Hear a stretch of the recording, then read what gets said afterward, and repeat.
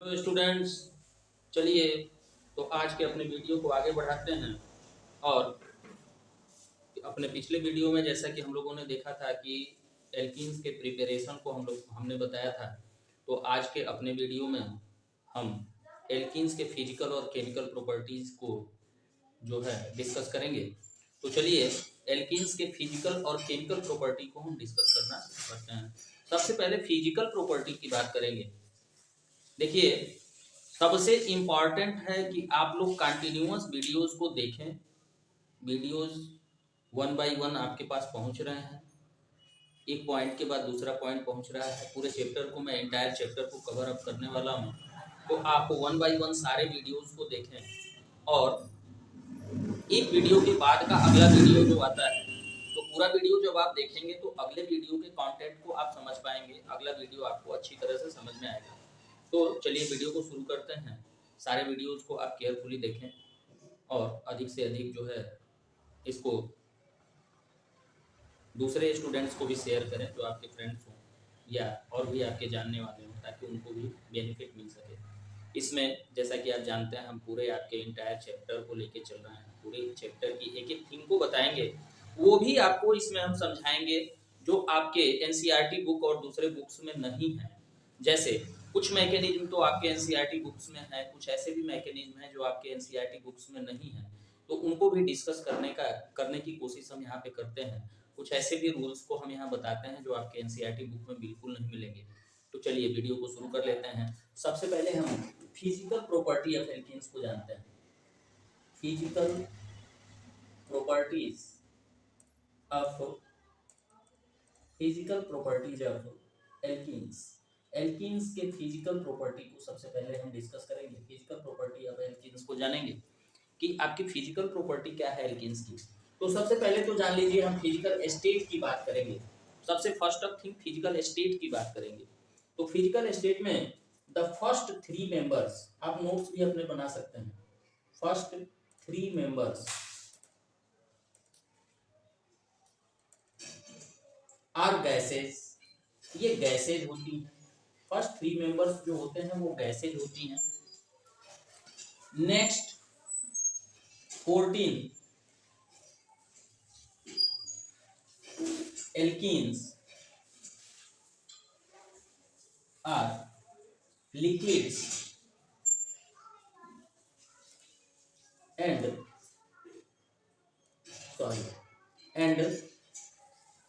higher are solids। तो ये clear हो गया, फर्स्ट प्रॉपर्टी क्लियर हुई।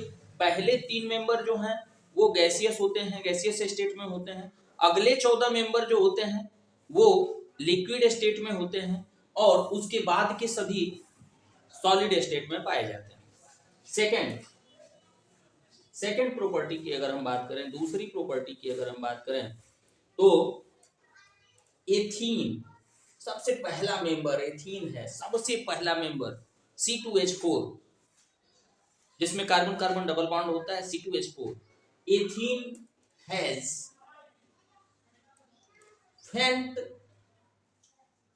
Sweet smell. एथीन में एक बहुत ही तीक्ष्ण मीठी गंध होती है, बहुत ही तीक्ष्ण मीठी गंध होती है। And all other members are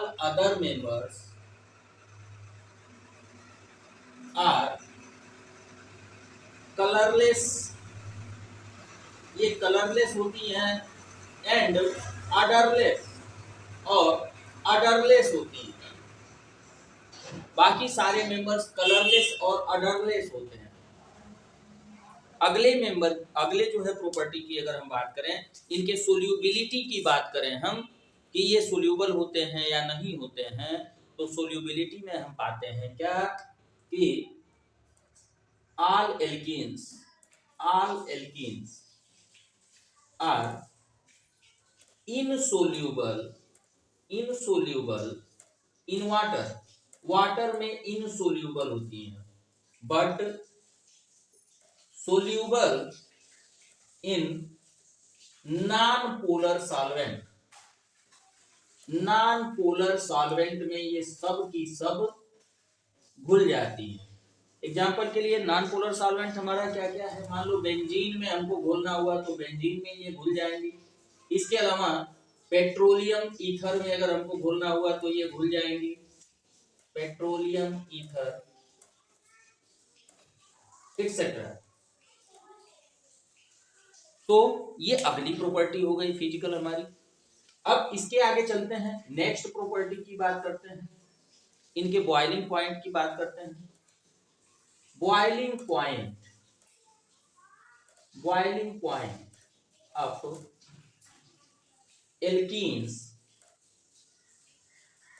increases, बढ़ता है, बॉइलिंग पॉइंट इंक्रीज करता है, अधिक टेम्परेचर पे जो है बॉयल होती हैं, increases with increase of size के बढ़ने के साथ साथ बॉइलिंग पॉइंट इनका इंक्रीज करता है। साइज के बढ़ने के साथ साथ बॉइलिंग पॉइंट इनका इंक्रीज करता है, मतलब जो लोअर मेंबर्स होते हैं उनकी बॉइलिंग पॉइंट लेस होती है और हायर मेंबर्स की बॉइलिंग पॉइंट अधिक होती है। अब यहां पे एक चीज आपको ध्यान देना है, वन थिंग ध्यान देना है, द स्ट्रेट चेन, जो स्ट्रेट चेन हमको दिखती है, straight chain possesses more boiling point than branched chain। Branched chain से हायर बॉइलिंग पॉइंट होता है स्ट्रेट चेन का। स्ट्रेट चेन का बॉइलिंग पॉइंट जो होता है वो ब्रांच्ड चेन से हायर होता है, ब्रांच चेन से अधिक होता है। तो इस तरह से हमने देखा कुछ फिजिकल प्रॉपर्टीज को। फिजिकल प्रॉपर्टीज के बाद हम बात करेंगे केमिकल प्रॉपर्टीज की, और सबसे इंपॉर्टेंट थिंग है केमिकल प्रॉपर्टीज। केमिकल प्रॉपर्टीज जल्दी से तैयार नहीं होता है, इनके रिएक्शंस कैसे होते हैं ये बच्चों के लिए एक थोड़ी सी टफ थिंग होती है। तो आज मैं उसको इजी बनाने का प्रयास करूंगा और इजीएस्ट वे में आप लोगों को समझाने का प्रयास करूंगा। एकदम इजीएस्ट वे में आप जो है केमिकल प्रॉपर्टीज को समझेंगे। तो चलिए अब केमिकल प्रॉपर्टीज को डिस्कस करते हैं। फिर से मैं बता दूं, पेन और कॉपी लेके बैठें और जो कुछ भी यहाँ पे चल रहा है आप अगर नोट्स अपना बनाना चाहें तो वीडियो देखते समय अपने नोट्स को भी आप इजीली बना सकते हैं। तो चलिए केमिकल प्रॉपर्टी को डिस्कस करते हैं, बिना समय लेते हुए केमिकल प्रॉपर्टीज को बताने का काम करते हैं हम आपको। एकदम इजी वे में पढ़ते रहिए, इजी वे में सीखते रहिए, कोई प्रॉब्लम नहीं है। क्लासेस में भी इतने डीप डिस्कशन आपको नहीं मिलेंगे जो कि इस वीडियोस में आपको मिल जाएंगे। चलिए तो केमिकल प्रॉपर्टीज की बात करते हैं। Chemical properties of alkenes, alkenes की केमिकल प्रॉपर्टी की बात हम करेंगे। केमिकल प्रॉपर्टी, तो सबसे पहले ये जान लीजिए केमिकल प्रॉपर्टी की बात जब हम लोग करने जा रहे हैं तो यहां एल्कीन एल्कीन के बीच फर्स्ट थिंग जो होता है, एल्कीन में हमको क्या देखने को मिलता है, कार्बन कार्बन में डबल बॉन्ड देखने को मिलता है। तो जो पाई इलेक्ट्रॉन्स होते हैं, pi electrons are much farther, दूर होते हैं from the nucleus of carbon atom, carbon atom से बड़े दूर होते हैं, बहुत फारदेस्ट होते हैं। तो जब बहुत फारदेस्ट होते हैं तो क्या होता है, उनके बीच फोर्स ऑफ अट्रैक्शन लो होता है। फोर्स ऑफ अट्रैक्शन लो होने की वजह से इस पाई इलेक्ट्रॉन्स को, यानी कि जो पाई हमारा बॉन्ड बनता है, डबल बॉन्ड में एक सिग्मा बॉन्ड होता है, एक पाई बॉन्ड होता है, तो पाई बॉन्ड को तोड़ना आसान होता है। और ये जो पाई बॉन्ड होते हैं ये वीकर होते हैं। Second thing, pi bond is much weaker than sigma bond से बड़े ही कमजोर होते हैं। तो यहाँ पे जब ये बॉन्ड टूटते हैं तो इलेक्ट्रॉन्स का एक पेयर मिलता है। इस तरह से ये साइट जो होता है इसको हम इलेक्ट्रॉन डोनर साइट कहते हैं। तो जनरली होता क्या है, ये एडिशन रिएक्शन को शो करते हैं, ये एडिशन रिएक्शन को शो करते हैं। इनमें एडिशन रिएक्शन ही देखने को मिलता है, एडिशन रिएक्शन को ये शो करते हैं। तो एडिशन रिएक्शन किस किस तरह का होता है वही इनकी केमिकल प्रॉपर्टीज में हम डील करेंगे। इसमें कौन कौन से इफेक्ट आते हैं इसको डील करेंगे। तो चलिए शुरू करते हैं एक एक डीलिंग। यहाँ पे इंपॉर्टेंट ये है कि कार्बन कार्बन के बीच जो डबल बॉन्ड है, कार्बन कार्बन के बीच जो डबल बॉन्ड है इसमें एक सिग्मा बॉन्ड होता है, ये वाला मान लो हमारा सिग्मा बॉन्ड है। तो दूसरा जो होता है ये वाला जो बॉन्ड है दूसरा वाला, ये पाई बॉन्ड होता है। ये दूसरा वाला बॉन्ड जो है वो पाई बॉन्ड होता है। एक तो सिग्मा बॉन्ड हो गया, दूसरा वाला पाई बॉन्ड। तो यहां पे जब कुछ इस तरह का रिएक्टेंट, अब यहां आप देख रहे हो एक इलेक्ट्रोफाइलिक है एक न्यूक्लियोफाइलिक है, इन दोनों का कॉम्बिनेशन है। जब इलेक्ट्रोफाइलिक न्यूक्लियोफाइलिक का कॉम्बिनेशन, इलेक्ट्रोफाइलिक का मतलब क्या हुआ, ऐसा जिसमें इलेक्ट्रॉन की कमी है, जिसमें इलेक्ट्रॉन की कमी है, या सिंपल वर्ड्स में अगर आप समझें तो दिस कंटेंट पॉजिटिवली चार्ज, ये पॉजिटिवली चार्ज को कंटेन करता है। ई से हमने इसलिए इसको डिनोट किया कि आप जान लो कि इलेक्ट्रोफाइल है, मतलब जहां इलेक्ट्रॉन से इसको दिखेगा वहां पे ये तेजी से जाके अटैक करेगा या उससे अटैच होगा। ये न्यूक्लियोफाइल हमने NU लिखा हुआ है, मतलब ये इलेक्ट्रॉन रिच पोर्शन है, ये इलेक्ट्रॉन रिच पोर्शन है, इसके पास इलेक्ट्रॉन्स हैं और ये वहां उस साइड पे जाएगा जहां पे इलेक्ट्रॉन्स की कमी होगी, जहां पे इलेक्ट्रॉन्स की कमी होगी, क्योंकि ये इलेक्ट्रॉन डोनर है, ये इलेक्ट्रॉन एक्सेप्टर है। तो इस तरह से हम पाते क्या हैं कि यहाँ पे जब कार्बन कार्बन का ये जो डबल बॉन्ड है ये टूटता है तो सिंगल बॉन्ड बनता है, यानी सिग्मा बॉन्ड मोर स्टेबल होता है तो सिग्मा बॉन्ड बचा रह जाता है, और ये पाई बॉन्ड ब्रेक होके सिग्मा बॉन्ड को फॉर्म करता है। तो दो सिग्मा बॉन्ड बनते हैं। एक पाई बॉन्ड जब टूटता है तो दो सिग्मा बॉन्ड बनते हैं।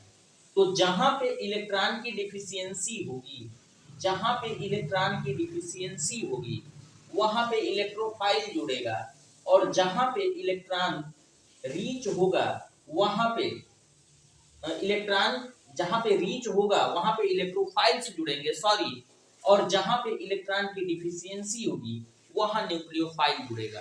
तो इस तरह से एडिशन रिएक्शन के थ्रू ही इनके केमिकल रिएक्शंस चलते हैं। और एडिशन रिएक्शन का मैकेनिज्म क्या है अब इसको समझेंगे। मैकेनिज्म को समझने के बाद सारे एडिशन रिएक्शंस आपके एकदम क्लियर हो जाएंगे और बड़े ही इजीली हम बड़े ही शॉर्ट वे में आपको जो है जितने भी एडिशन रिएक्शंस हैं जो एल्कीन शो करते हैं उनको बड़ी ही आसानी से बता पाएंगे। तो चलिए पहले मैकेनिज्म को देख लेते हैं कि एक्चुअल में मैकेनिज्म क्या है इस तरह के रिएक्शन का जिसको हम एडिशन रिएक्शन कहते हैं।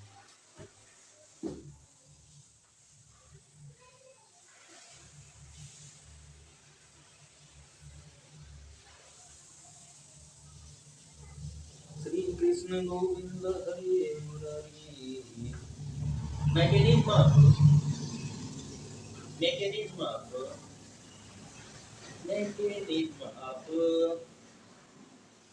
Addition of carbon carbon double bond, addition of carbon carbon double bond, carbon carbon double bond, carbon carbon double bond. चलिए तो शुरू करते हैं कार्बन कार्बन डबल बॉन्ड के जो है मैकेनिज्म क्या है, इसमें कैसे एडिशन होता है। तो पहले स्टेप को जानते हैं, स्टेप वन पहला स्टेप इसमें क्या होता है, इस मैकेनिज्म का फर्स्ट स्टेप क्या है। तो यहाँ पे क्या होता है कि यहाँ पे एडिशन जो होता है ये इलेक्ट्रोफाइल और न्यूक्लियोफाइल के कॉम्बिनेशन का एडिशन होता है।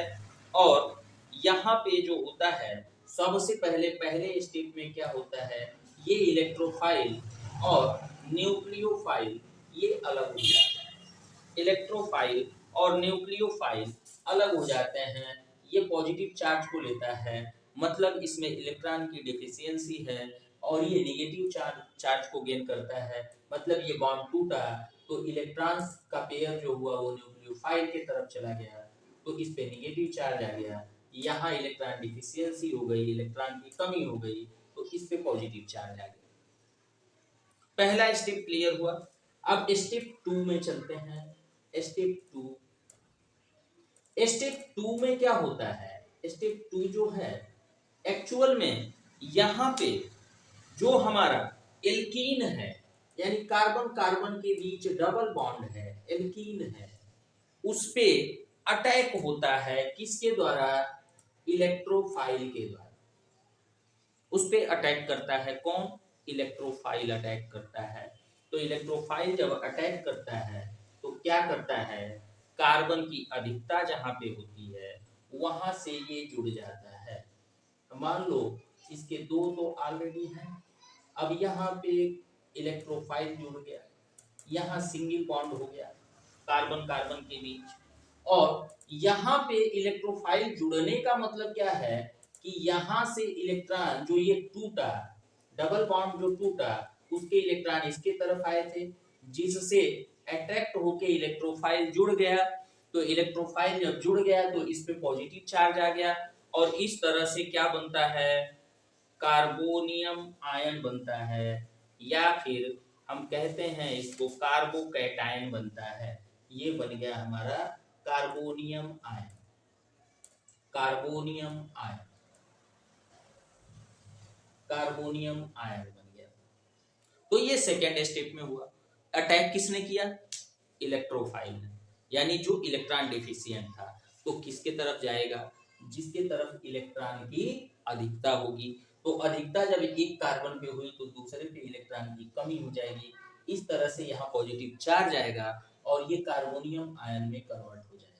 आई थिंक यहां तक आपको क्लियर हो गया। अब अगले स्टेप की तरफ चलते हैं, स्टेप 3 के तरफ। स्टेप 3 में क्या होता है? जो हमारा कार्बोनियम आयन हमको मिला, कार्बोनियम आयन मिला, यहाँ पे हमारा एक बॉन्ड है, यहाँ पे एक बॉन्ड है, और यहाँ पे इलेक्ट्रोफाइल जुड़ा हुआ है। तो यहाँ पे हमारा जो है वो एक इलेक्ट्रॉन की कमी है, यानी पॉजिटिव चार्ज। तो यहाँ अट्रैक्ट कौन होता है? पॉजिटिव चार्ज से अट्रैक्ट कौन होगा? न्यूक्लियोफाइल अट्रैक्ट होगा, न्यूक्लियोफाइल अट्रैक्ट होगा। तो यहाँ न्यूक्लियोफाइल आता है, न्यूक्लियोफाइल आता है, और ये सिग्मा बॉन्ड बनाता है। यहाँ पे इलेक्ट्रोफाइल ने सिग्मा बॉन्ड बनाया, यहाँ पे न्यूक्लियोफाइल ने सिग्मा बॉन्ड बनाया। न्यूक्लियोफाइल यहाँ पे सिग्मा बॉन्ड बनाता है, और इस तरह से हमको जो प्रोडक्ट मिलता है, इलेक्ट्रोफाइल यहाँ है, ये दूसरी वैलेंसी, ये तीसरी वैलेंसी, यहाँ भी सिग्मा बॉन्ड, यहाँ न्यूक्लियोफाइल जुड़ गया, और ये दूसरी वैलेंसी, ये तीसरी वैलेंसी, ये चौथी वैलेंसी। तो इस तरह से क्या होता है, हमारा जो पाई बॉन्ड है वो टूट के और दो सिग्मा बॉन्ड बना लेता है। तो यहाँ पे जनरली इनिशिएट कहां से हुआ? न्यूक्लियोफाइल के इलेक्ट्रोफाइल के अटैक से इनिशिएशन हुआ इसका, इलेक्ट्रोफाइल के अटैक से इनिशिएशन हुआ। तो इलेक्ट्रोफाइल के अटैक से शुरू होने की वजह से इस तरह के रिएक्शन जो कहलाते हैं वो कहलाते हैं इलेक्ट्रोफिलिक एडिशन, वो कहलाते हैं इलेक्ट्रोफिलिक एडिशन। चलिए मैकेनिज्म आपके समझ में आ गया होगा। अब आगे चलते हैं और रिएक्शंस को देखते हैं, एडिशन रिएक्शंस को देखते हैं। एडिशन रिएक्शंस को देखेंगे हम और उनको समझने का प्रयास करेंगे। तो चलिए एडिशन रिएक्शंस को देख लेते हैं जल्दी जल्दी। कितने तरह के एडिशन रिएक्शंस हमारे पास हैं उनको जानते हैं।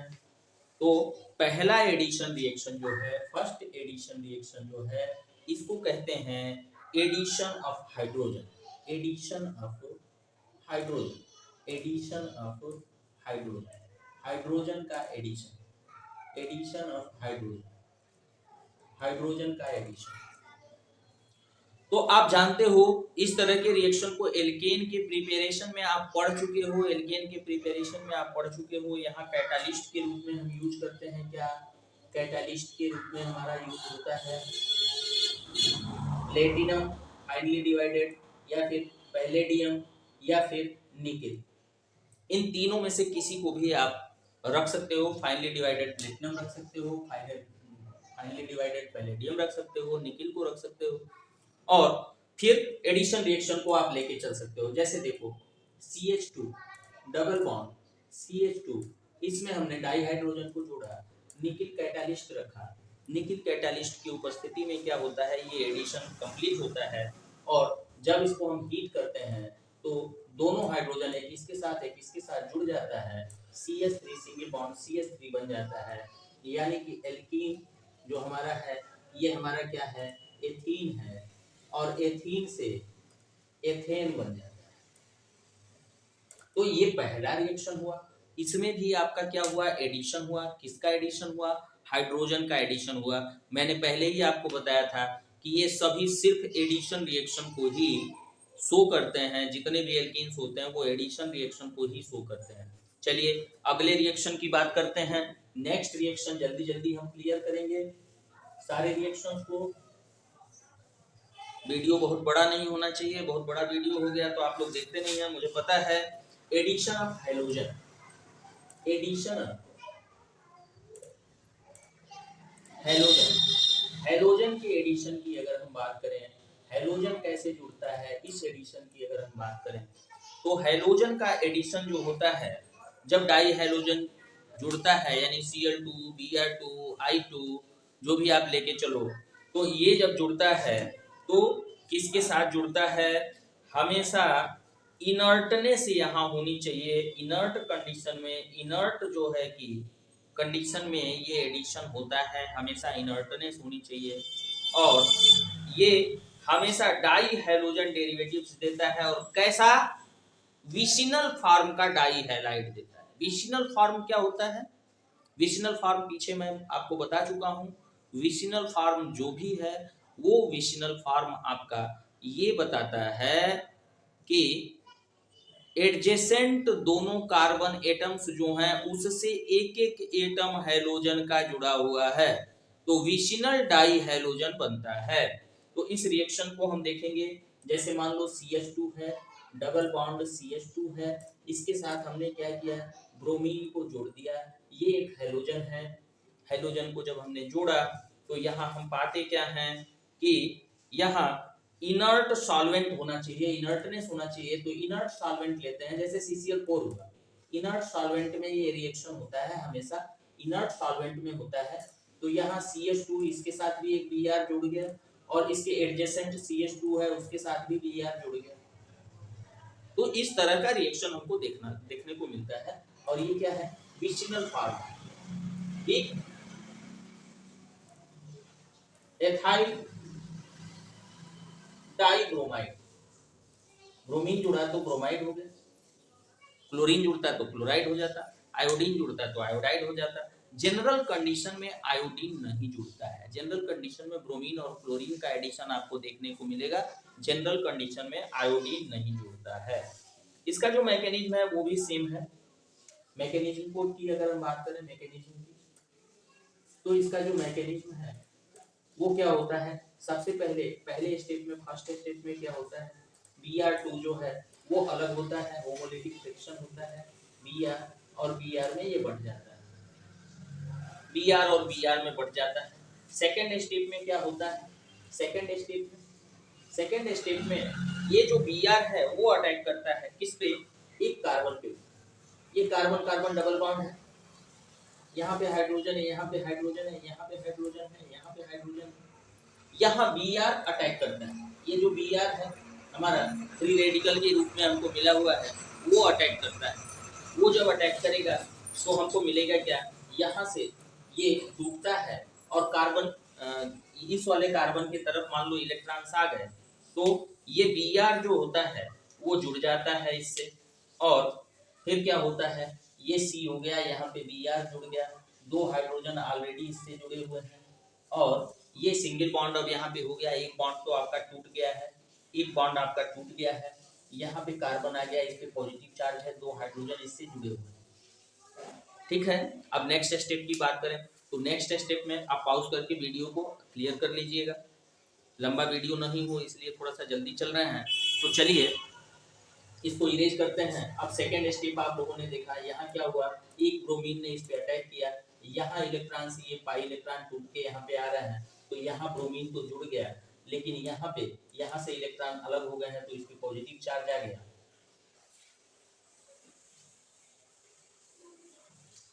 अब तीसरे स्टेप में क्या होता है, स्टेप थर्ड में क्या होता है, थर्ड स्टेप में होता है ये है कि जो हमको मिला हुआ है सी, यहाँ पे तो हाइड्रोजन जुड़ा हुआ है, यहाँ हाइड्रोजन जुड़ा हुआ है, ब्रोमीन जुड़ा हुआ है, और यहाँ पे सिंगल बॉन्ड है, इस पे 2 हाइड्रोजन है और पॉजिटिव चार्ज है, इस पे दूसरा ब्रोमीन जो है वो अटैक करता है, और जब दूसरा ब्रोमीन अटैक करता है तो इस पे पॉजिटिव चार्ज है। अब मान लो कि यहाँ पे इलेक्ट्रॉन पेयर्स हैं, पहले वहां जो ब्रोमीन जुड़ा उस पे इलेक्ट्रॉन नहीं थे, यानी कि वो पूरी तरह से अपने इलेक्ट्रॉन को छोड़ दिया था, इलेक्ट्रॉन पेयर दूसरे वाले ब्रोमीन एटम के साथ आ गए थे। तो जैसा कि मैंने मैकेनिज्म में आपको बताया, पहले जो इलेक्ट्रॉन लेस है वो आके, यानी जो हमारा इलेक्ट्रोफाइल है वो पहले अटैक करता है और जुड़ जाता है, फिर यहाँ पे क्या हुआ, यहाँ पे ये Br है, ये H है, ये H है, दूसरा कार्बन हो गया, यहाँ भी ये Br जुड़ जाता है, ये H है, ये H है, तो इस तरह से CH2Br CH2Br बन जाता है। अब चलिए बात करते हैं हम एडिशन ऑफ हैलोजन एसिड्स की, या फिर हाइड्रोजन एसिड्स की, या फिर हम कहें हाइड्रोजन हैलाइड्स की। एडिशन ऑफ हाइड्रोजन हैलाइड्स, तीसरे रिएक्शन की तरफ चलते हैं। Addition of hydrogen halides, addition of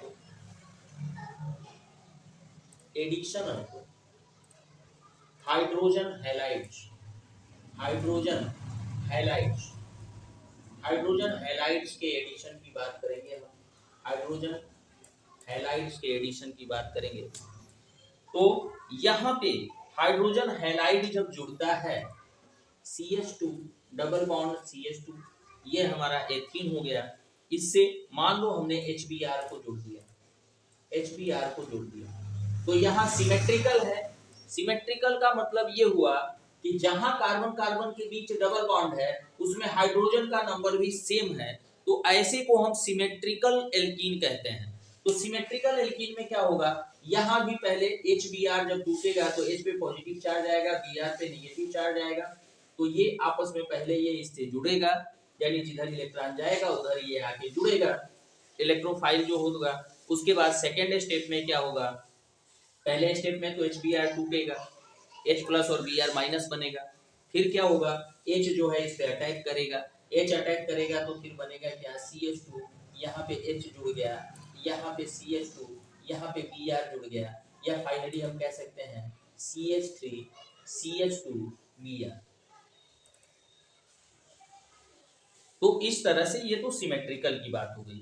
अगर मान लो एसिमेट्रिकल हुआ, मैकेनिज्म सेम रहता है, अगर मान लो एसिमेट्रिकल हुआ तब क्या करेंगे, एसिमेट्रिकल में मार्कोनिकाव रूल काम देता है, मार्कोनिकाव रूल काम देता है। और मार्कोनिकाव रूल क्या है, पहले इसको जानते हैं। और HBr के ही केस में याद रखना, HBr के केस में, हाइड्रोजन ब्रोमाइड के ही केस में ऐसा होता है। मार्कोनिकाव रूल और एंटी मार्कोनिकाव रूल को हम देखते हैं, समझते हैं। तो सबसे पहले हम बात करेंगे मार्कोनिकाव रूल की। तो addition of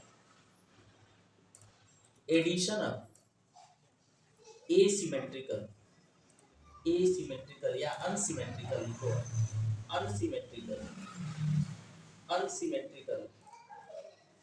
alkenes with HBr hydrogen bromide के साथ,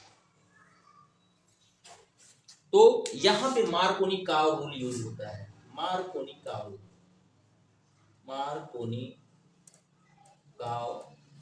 होता है, मार्कोनिकाव रूल। ये मार्कोनी-काव रूल यूज होता है। और अकॉर्डिंग टू मार्कोनी-काव रूल कहते हैं when an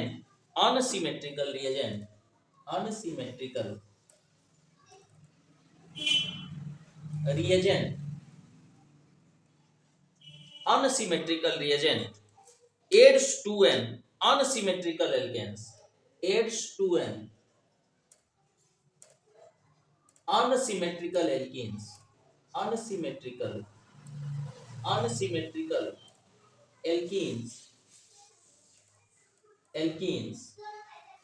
अनसिमेट्रिकल एल्कीन्स जब अनसिमेट्रिकल एल्कीन्स से जुड़ता है द पॉजिटिव पार्ट जो पॉजिटिव पार्ट होता है, यानी मान लो HBr जुड़ा तो पॉजिटिव पार्ट H होगा, तो जो पॉजिटिव पार्ट होता है of the reagent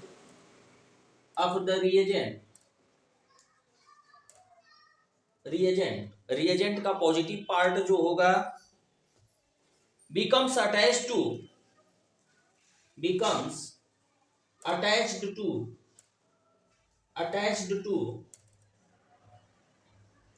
the double bonded carbonate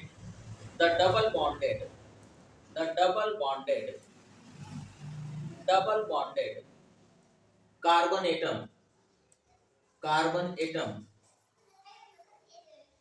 attached to the double bonded carbon atom which bears the greatest number of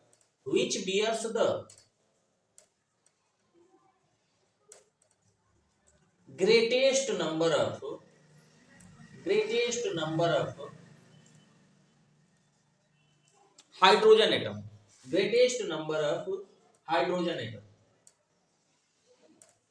इसका मतलब ये हुआ, दूसरे तरह से भी हम कह सकते हैं कि जो निगेटिव पार्ट होगा वो उस कार्बन से जुड़ेगा जिसके पास हाइड्रोजन का नंबर कम होगा।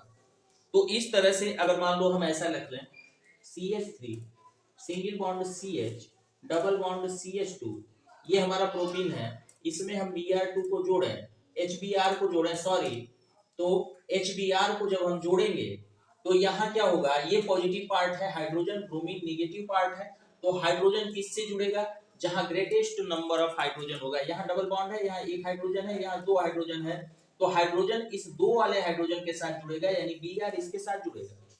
तो इस तरह से हमको मिलेगा क्या, हमको मिलेगा CH3 CHBr यहाँ जुड़ जाएगा और CH3 यहाँ हो जाएगा, दो है, एक इसमें जुड़ जाएगा। क्लियर है मार्कोनी-काव रूल। चलिए वीडियो लंबा हो रहा है, आज यहीं रोकते हैं। आगे के वीडियोस में हम खरास इफेक्ट और एंटी मार्कोनी-काव रूल को डिस्कस करेंगे। तब तक के लिए thanks for watching, good bye for today.